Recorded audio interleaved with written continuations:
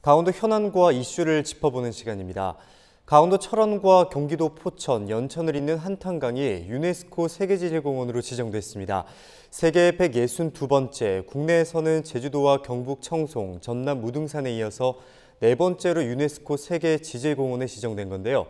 이번 시간 헬로 이슈 토크에서 한탄강 세계지질공원의 가치와 의미에 대해서 이야기 나눠보겠습니다.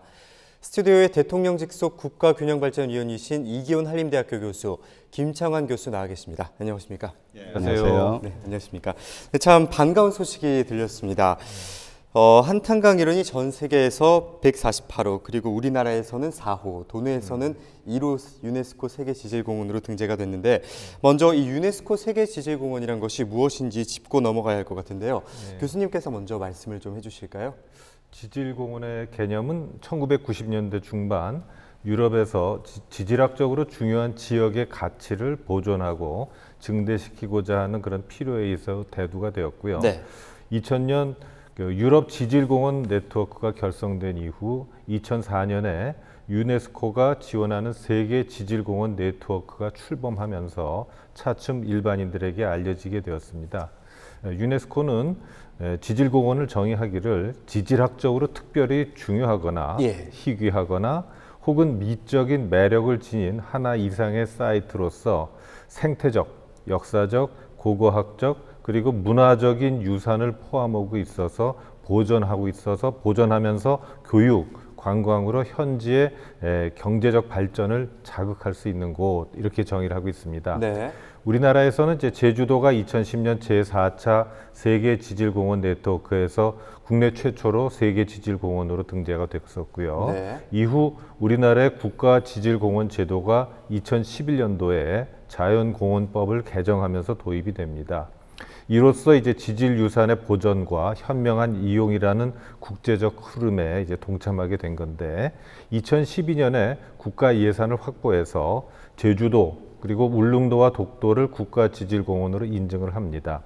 2019년 기준으로 12개의 국가지질공원과 3개의 유네스코 지질공원을 갖고 있었는데, 이번에 한탄강이 유네스코 지질공원으로 등재된 것이죠. 네. 제주도는 아까 말씀드렸고, 경북의 청송과 광주, 전남의 무등산 권역이 또 다른 유네스코 세계 지질공원입니다. 한탄강의 경우는 2015년에 한탄 임진강 국가지질공원으로 인증을 받고, 네. 2017년에 한탄강 국가지질공원으로 명칭을 변경한 바 있습니다. 네, 말씀하신 대로 제주도와 경북 청송 그리고 전남 무등산에 이어서 네 번째로 유네스코 세계지질공원에 지정이 됐는데, 고고학적이고 역사 문화적인 가치를 잘 보존하고 또 관광 자원으로서 활용할 수 있다, 이렇게 말씀을 해주셨는데요. 그렇다면 강원도 입장에서 이번 한탄강 유네스코 세계지질공원 지정이 균형 발전 측면에서 갖는 의미, 어떻게 좀 볼 수 있을까요? 강원도는 2014년에 강원 평화지역 국가지질공원 인증을 받은 바 있습니다.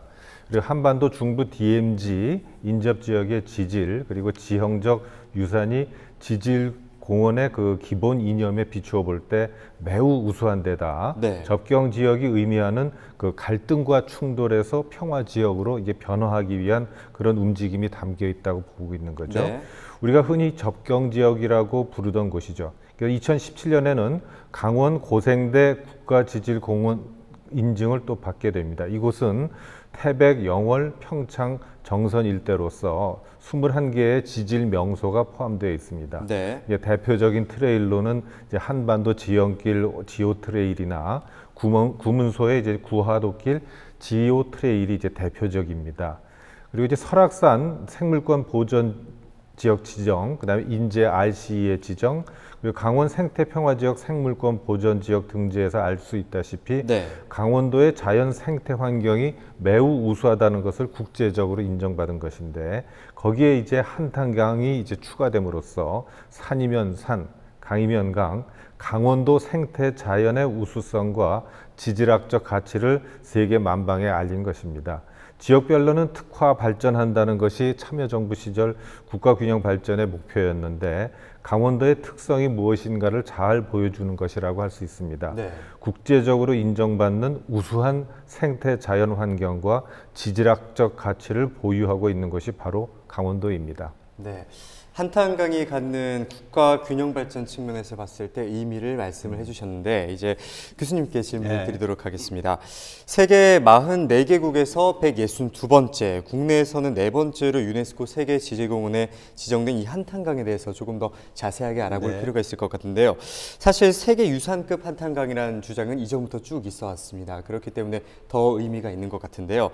교수님께서 생각하시는 이 한탄강이 갖는 지질학적 특성과 또 유네스코가 주목한 한탄강의 가치에 대해서 좀 설명을 해주실까요? 예, 한탄강 지질공원이 가지고 있는 범위는 실제로는 이제 한탄강뿐만 아니라 임진강도 사실 포함하고 있거든요. 그래서 이렇게 한탄강과 임진강 같이 강을 중심으로 해서 형성된 지질공원은 세계적으로도 많아요. 사실은요. 그런데 이제 이 한탄강 지질공원은 강뿐만 아니라 용암대지를 가지고 있다라고 하는 거죠. 사실 우리가 이제 용암대지라고 하면 현무암질 용암이 이렇게 분출해가지고 평평한 땅을 만든 것을 우리가 용암대지라고 하는데 세계적으로는 미국의 콜롬비아 대지, 그 다음에 인도의 데칸고원 뭐 이런 것들이 있어요. 물론 그 규모적인 측면에서는 우리 철원의 용암대지가 그렇게 규모는 크지 않습니다. 하지만 미국의 콜롬비아 대지나 인도의 데칸고원 같은 경우에 형성된 시기가 2300만 년 전부터 한 약 200만 년 전, 그 사이에 이제 형성이 된 거거든요. 그에 반해서 우리 철원 용암대지는 언제 만들어졌냐면은 54만 년 전에서 12만 년 전, 요 사이에 만들어졌어요. 그러니까 어떻게 사람으로 본다면 신생하죠.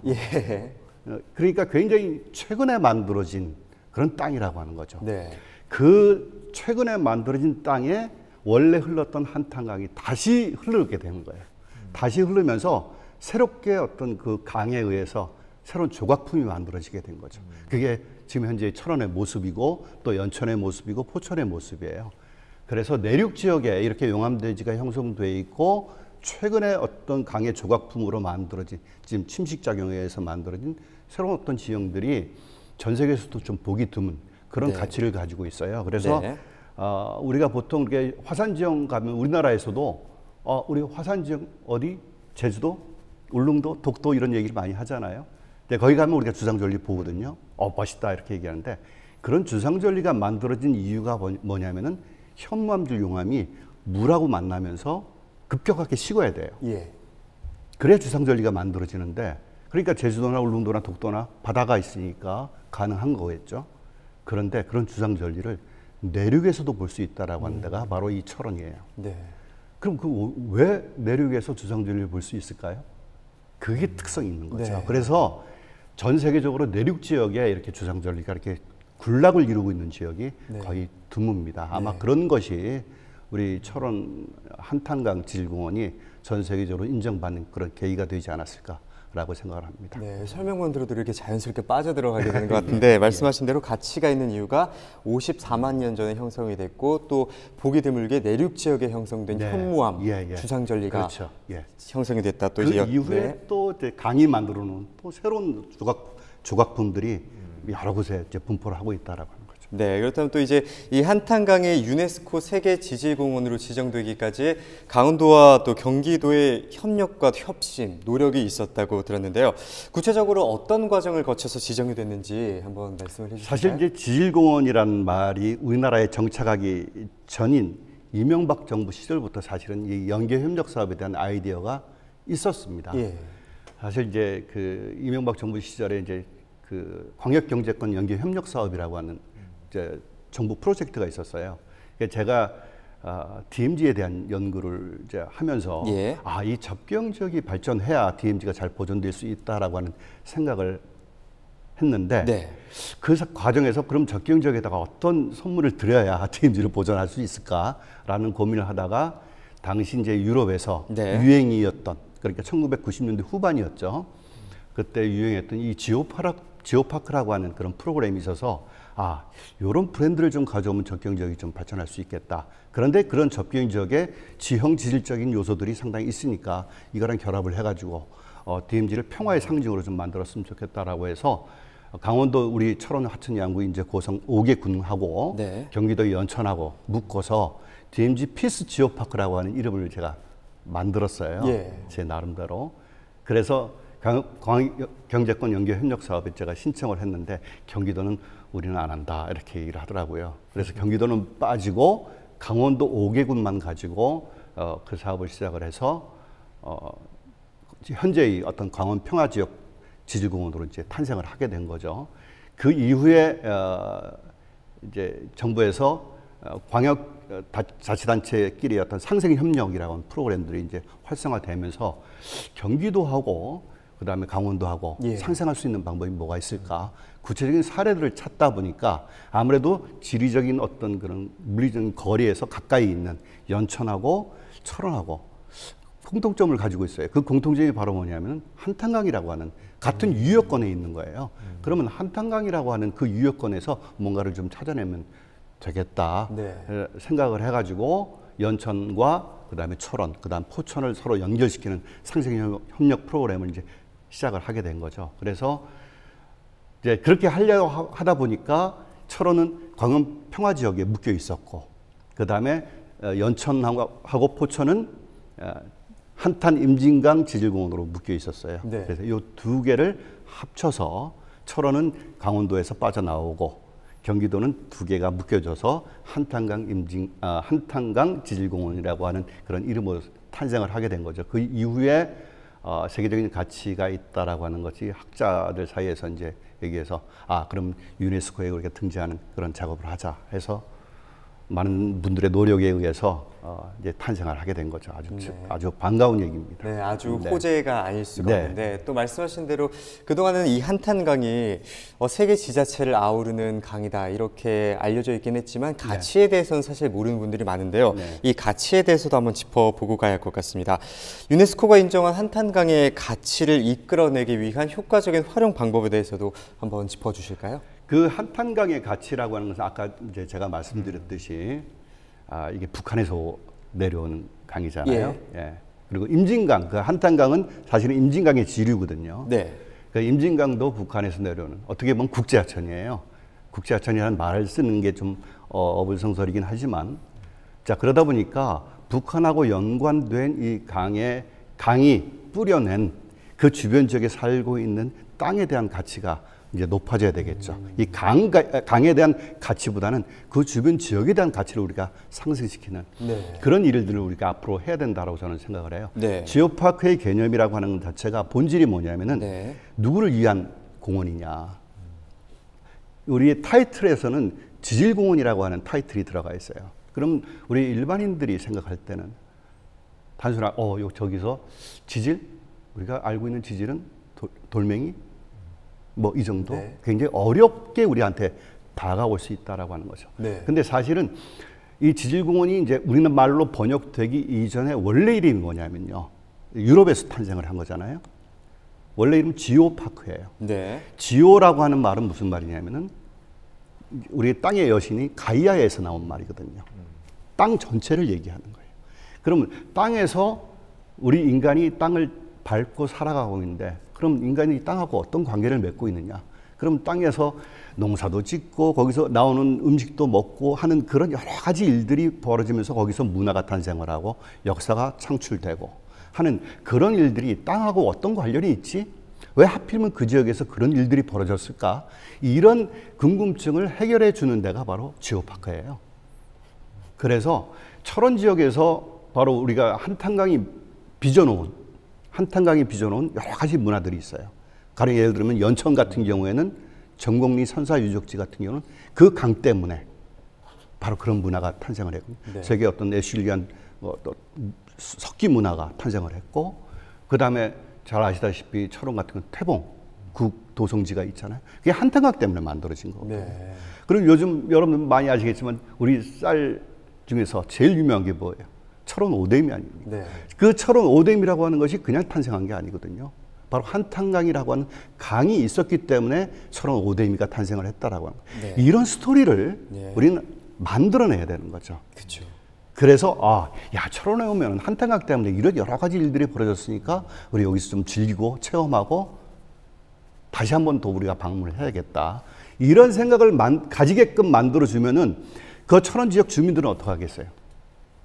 우리 동네에 이렇게 귀중한 가치가 있네. 우리가 보존을 해야 되겠네. 우리 후손들에게 물려줘야겠네. 그럼 거기서 자라는 후세들은 우리 동네가 참 자긍심을 가질 수 있겠다. 우리 동네 이렇게 멋진 동네야. 그러면 안 떠나죠. 예, 그렇죠. 이런 것들을 계속해서 연결시켜주는 활동이 바로 뭐냐면 지오파크예요.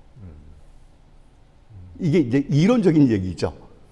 그런데 이제 이렇게 되도록 우리는 노력을 해야 된다라고 하는 겁니다. 그게 바로 한탄강의 가치. 그리고 뭐 지형적인 가치, 뭐 지질적인 가치, 이거는 학자들이 하는 얘기고요. 네.